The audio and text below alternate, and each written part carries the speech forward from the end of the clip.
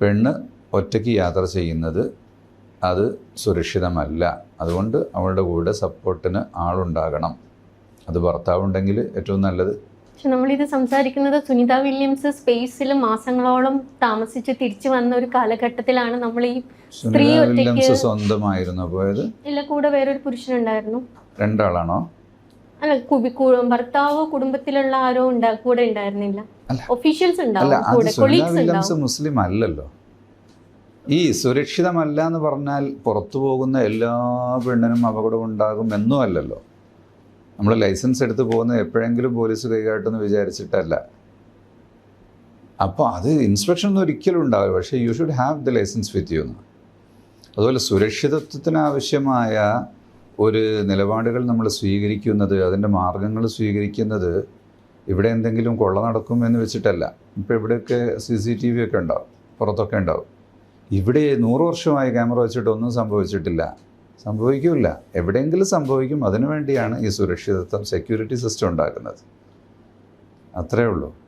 പക്ഷേ നമ്മുടെ ലോകം ഒരുപാട് ഇവോൾവ് ആയല്ലോ. അപ്പം മറ്റു രാജ്യങ്ങളിലാണെങ്കിലും കേരളത്തിൽ തന്നെ ആണെങ്കിലും ഒരുപാട് സ്ത്രീകൾ ഒറ്റയ്ക്ക് പോയി പഠിക്കുന്നുണ്ട്, ജോലിക്ക് പോകുന്നുണ്ട്. അപ്പം അത്രത്തിൽ താല്പര്യമുള്ളവർ അങ്ങനെ ചെയ്യുന്നത് നമുക്ക് അങ്ങനെ ഭയപ്പെടേണ്ട കാര്യമുണ്ടോ? ഇല്ല, ആരും തടയുന്നില്ലല്ലോ. ഇസ്ലാം ഒരു പോളിസിയുണ്ട്, അത് ഇസ്ലാം പറയുന്നു. അത് അംഗീകരിക്കുന്നവർ അതനുസരിച്ച് ജീവിക്കുന്നു. അത് അംഗീകരിച്ചോളണം എന്ന് അങ്ങനെ ഇവിടെ ഒരു നിർബന്ധം ചെലുത്താൻ ആർക്കും സാധ്യമല്ലല്ലോ. ആർക്കും പോകാമല്ലോ.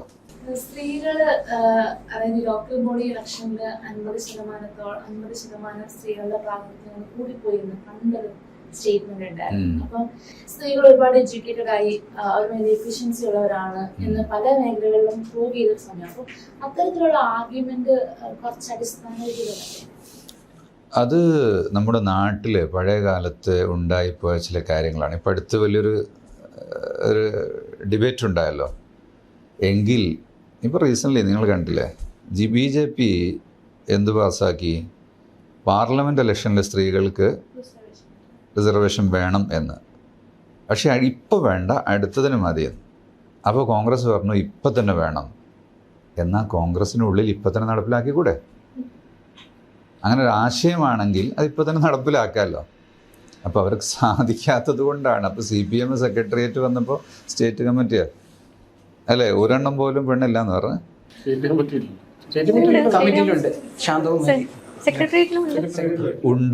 ഉണ്ട് എന്ന് എണ്ണി പറയാനായി അതാണ് ഞാൻ ചോദിച്ചത്.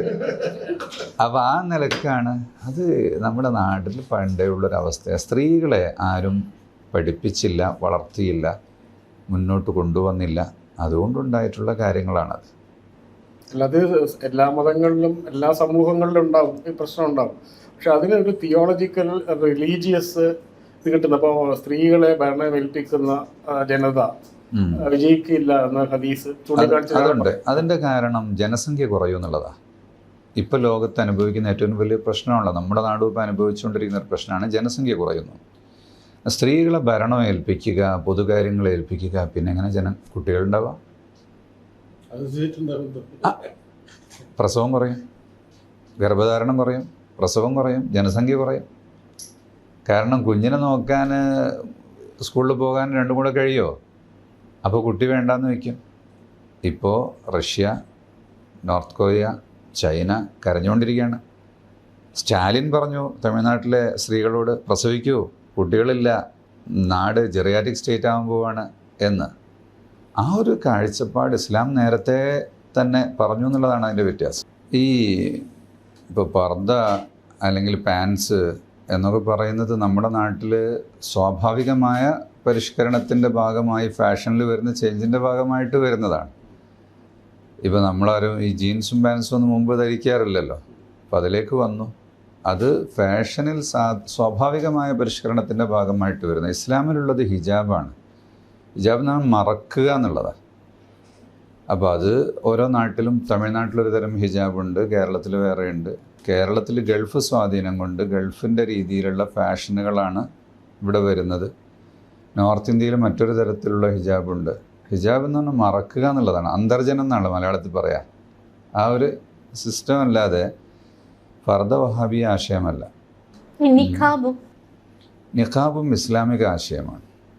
ആശയമാണ് യെസ്, മുഖം മറയ്ക്കുന്ന. അതെ. മുസ്ലിം പെണ്ണ് അന്യപുരുഷൻ്റെ മുന്നിൽ ശരീരം മുഴുവനും മറക്കണം എന്നാണ്. മുഖമടക്കം. മുഖം മറക്കണം, മുൻകൈ മറക്കണം എന്നുള്ളതിൽ ഇസ്ലാമിക കർമ്മശാസ്ത്രത്തിൽ വ്യത്യസ്ത അഭിപ്രായങ്ങളുണ്ട്. അപ്പോൾ ഈ ഫിഖ്ഹിനെ ഫോളോ ചെയ്യുന്നവരാണ് മുസ്ലിങ്ങൾ. ഫിഖ് എന്ന് പറഞ്ഞാൽ കർമ്മശാസ്ത്ര നിയമങ്ങൾ. അത് വിവിധ അയിമ്മത്തുകൾ, means the leaders of Islam, വിവിധ രൂപത്തിൽ അതിനെ വ്യാഖ്യാനിച്ചിട്ടുണ്ട്. അപ്പോൾ മുഖവും മുൻകൈയും മറക്കണം എന്ന് പറഞ്ഞവരുണ്ട്, മറക്കണ്ട എന്ന് പറഞ്ഞവരുണ്ട്. നമ്മളിപ്പോൾ ഒരു 90s അല്ലെങ്കിൽ 60s എഴുതുകളിലൊന്നും നമ്മൾ മുഖം മറച്ച മുസ്ലിം സ്ത്രീകളെ ഇപ്പം അന്ന് നമ്മുടെ സിനിമകളിലാണ് നമ്മൾ പൊതുവെ കാണുന്നത്. നമ്മൾ ഒരിക്കലും കണ്ടിട്ടില്ല നമ്മുടെ ചുറ്റിനും. പക്ഷെ ഇന്ന് മുഖം മറച്ച, മുഖം എന്ന് പറഞ്ഞ ഒരു മനുഷ്യന്റെ ഐഡന്റിറ്റി ആണല്ലോ.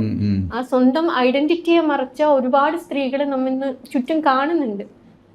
ഞാൻ ജനിച്ച കാലം മുതൽ ഞാൻ കാണുന്നുണ്ട് മുഖം മറച്ചവരെ. മലബാറിലാണല്ലോ നമ്മളുടെ ജീവിതം. പക്ഷേ പറഞ്ഞ പോലെ അന്ന് ഈ ഒരു നിഖാബ് എന്ന് പറയുന്നത് അതൊരു ഫാഷനാണ്. It's a fashion designing. അന്ന് വലിയ തട്ട ഉപയോഗിക്കും, മുഖം ഇങ്ങനെ മറച്ചു വയ്ക്കും, കുട ചൂടും, അങ്ങാടിയുടെ പുറത്തുകൂടെ നടക്കും. അങ്ങനെയാണ് അന്നത്തെ രീതി. ഇന്ന് അത് മാറി.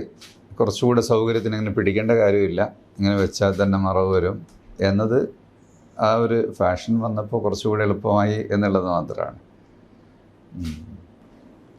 ഈ അദ്ദേഹത്തിന്റെ തന്നെ ഈ മുജാഹിദുകളെ പോലെ തന്നെയാണ് ജമാഅത്തെ ഇസ്ലാമി. അതുപോലെ ഈ പുരുഷന്മാരുടെ വസ്ത്രത്തിൽ ഇപ്പം നീളക്കുപ്പായം വല്ലാതെ വ്യാപകമായിട്ടുണ്ട് നാട്ടിൽ. ഇവ ഞാൻ പറയാറുണ്ട്, ഓട്ടോ ഡ്രൈവറും ഫോട്ടോഗ്രാഫറും ഒക്കെ നീളക്കുപ്പായം ഇട്ടിട്ട് നടക്കുന്ന ഒരു രീതിയുണ്ട്. പഴയ കാലത്ത് അത് പണ്ഡിതന്മാരുടെ മാത്രം ഒരു വേഷമായിരുന്നു. അതൊക്കെ ഒരു സോഷ്യൽ, ഒരു സ്വാഭാവിക ചേഞ്ചിൻ്റെ ഭാഗം എന്നല്ലാതെ മതത്തിൻ്റെ പ്രത്യേകമായ എന്തെങ്കിലും ഒരു പ്രവർത്തനത്തിൻ്റെ ഭാഗമായിട്ടുണ്ടാകുന്നതായിട്ട് അതിനെ കാണാൻ പറ്റില്ല. അതത്ര നിഷ്കളങ്കമായിട്ടുള്ള സംഭവമാണ്. ഇപ്പം ഉദാഹരണത്തിന് ഇപ്പോൾ കേരളത്തിൽ മുസ്ലിം സമുദായത്തിനുള്ളിൽ ജനാധിപത്യം, മതേതരത്വം, ഇതൊക്കെ അത് സ്വാഭാവികമായിട്ടുള്ളതാണ്. അപ്പോൾ ഈ ഇവിടുന്ന് ചില ആളുകൾ ജനാധിപത്യം വേണോ എന്ന് ഇവിടുന്ന് സൗദി അറേബ്യയിലെ പണ്ഡിതന്മാരുടെ ഫത്വ ചോദിക്കുന്ന ഘട്ടം വരെ എത്തിയിട്ടുണ്ട്. അപ്പോൾ അത് ഒരു സ്വാധീനം ഉണ്ടല്ലോ, അതിൻ്റെ ഒരു സ്വാധീനം. കേരളത്തിലെ സുന്നി സമൂഹത്തിൽ അവർ ഫത്വ ചോദിക്കുന്നത് സമസ്തയോടാണ്. കാരണം ഓരോ നാട്ടിലുള്ള ഈ അവസ്ഥയെ അറിയുന്നവർക്കേ ഫത്വ കൊടുക്കാൻ കഴിയുള്ളൂ.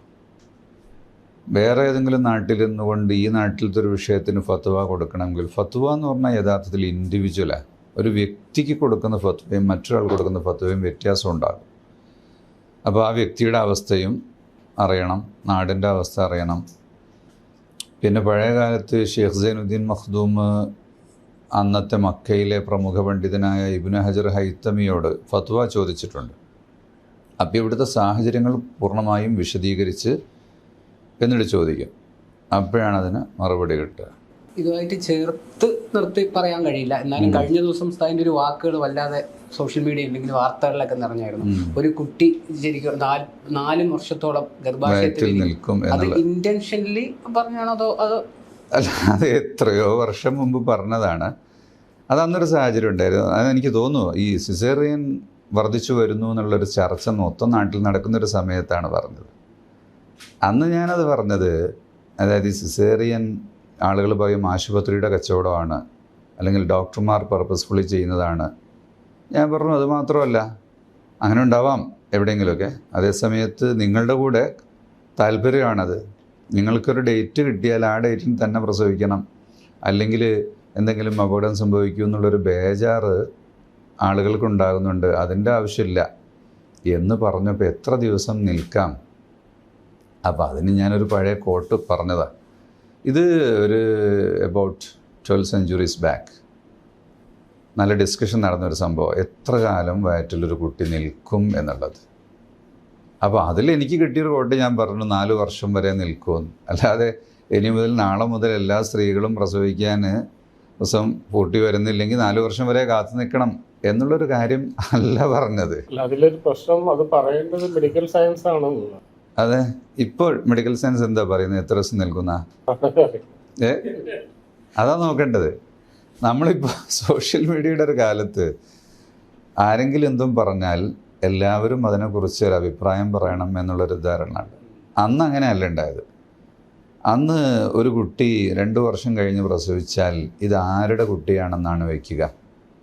ഒരാൾ വിവാഹമോചനം നടത്തിയതിന് ശേഷം 2 വർഷം കഴിഞ്ഞ് കുട്ടി ജനിച്ചു. ഈ പെണ്ണ് വേറെ കല്യാണം കഴിച്ചിട്ടുമില്ല, അവിഹിത ബന്ധത്തിന് പോയിട്ടുമില്ല. എങ്കിൽ ഇയാളിലേക്ക് ഈ കുട്ടിയെ ചേർത്തി പറയാൻ പറ്റുമോ? അവിടെയാണ് ഈ ഡിസ്കഷൻ ഉടലെടുത്തത്.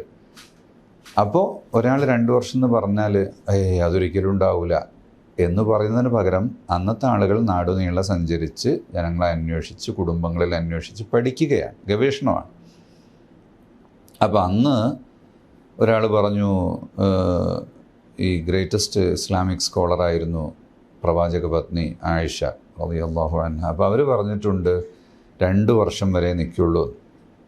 അപ്പോൾ ഒരാൾ പറഞ്ഞു, അല്ല, എൻ്റെ നൈബർ ഒരു പെണ്ണുണ്ട്, അവൾ 3 വർഷമായിട്ടാണ് പ്രസവിച്ചത്. സോ അത് അനുഭവമല്ല, അനുഭവത്തെ അനുമാനം കൊണ്ട് മാറ്റാൻ കഴിയില്ലല്ലോ. അപ്പോൾ വീണ്ടും അന്വേഷിച്ചു. അപ്പം 4 വർഷം വരെ നിന്നിട്ട് പ്രസവിക്കുന്ന ഒരുപാട് കുടുംബങ്ങളുണ്ട് എന്ന് ബാഗ്ദാദിലെ ഒരാൾ പറഞ്ഞു. ഒരു കുടുംബം, ഒരു ട്രൈബ് തന്നെ മൊത്തം അങ്ങനെയാണ് പ്രസവിക്കുന്നതെന്ന്. അപ്പോൾ അനുഭവത്തെ നമുക്കില്ലെന്ന് പറയാൻ പറ്റില്ലല്ലോ. ഇപ്പം മാസം കാണൂല എന്ന് പറയുന്ന ദിവസം മാസം കണ്ടാൽ അതങ്ങനെ കാണൂല, അത് ചന്ദ്രനല്ല എന്ന് പറയുന്നത് പോലെ ആയിപ്പോകൂലേ. പക്ഷെ ഈ ചർച്ച വന്നതെന്ന് പറഞ്ഞു കഴിഞ്ഞാൽ വീട്ടിൽ മലപ്പുറത്ത് ഒരു സ്ത്രീ, അതിലാണ് ഈ ചർച്ച വന്നത്. അപ്പോൾ ഇതിൽ നമ്മളുടെ ഇതെന്താണ്? വീട്ടിൽ പ്രസവിച്ച പാർട്ടിയുടെ ആളുകളാണ് എൻ്റെ ഈ പഴയ പ്രസംഗം തപ്പിപ്പിടിച്ച് പുറത്തിട്ടത്. അത് അവർക്ക് അനുകൂലമാകുമെന്ന് കരുതിയിട്ട്. ഇസ്ലാമിൽ അങ്ങനെ വീട്ടിൽ നിന്നേ പ്രസവിക്കാവൂ എന്നുള്ള യാതൊരു ആശയവുമില്ല. ഇസ്ലാമിലുള്ളത് സുരക്ഷിതമായ സ്ഥലത്താവണം, പ്രസവം എടുക്കാൻ കഴിവുള്ള ആളുകൾ ഉണ്ടാവണം, അവിടെ അപകട സാധ്യത ഉണ്ടാകരുതെന്നാണ്. പിന്നെ ഹൈജീനൊക്കെ കൂടുതൽ നല്ലത് ആശുപത്രിയേക്കാളും വീടാണെന്ന് യൂറോപ്പിലൊക്കെ വല്ലാതെ ഇപ്പോൾ ഒരു ധാരണ പരന്നു വരികയും വീട്ടിൽ വെച്ച് പ്രസവിക്കാനുള്ള ഒരു പ്രേരണ ഉണ്ടാവുകയും ചെയ്യുന്നുണ്ട്. നമ്മുടെ നാട്ടിലും അങ്ങനെ വീട്ടിൽ നിന്ന് ജനിക്കുന്നവരുണ്ട്. നിങ്ങളൊക്കെ എവിടെ നിന്നാണ് ജനിച്ചതെന്ന് എനിക്കറിയില്ല. ഞാൻ വീട്ടിൽ നിന്ന് ജനിച്ചു. പ്രശാന്തി എവിടെ നിന്ന് ജനിച്ചു? അന്ന് ഹോസ്പിറ്റലുണ്ടല്ലേ? എത്ര വയസ്സായി? 59. എൻ്റെ ഉണ്ടാവും. എൻ്റെ നാട്ടിൽ നമ്മുടെ ചെറുപ്പകാലത്തൊന്നും അങ്ങനെ ആശുപത്രിയിൽ പോകുന്നൊരു കാര്യമേ ഇല്ല, അപൂർവമായിട്ടേ പോകാറുള്ളൂ.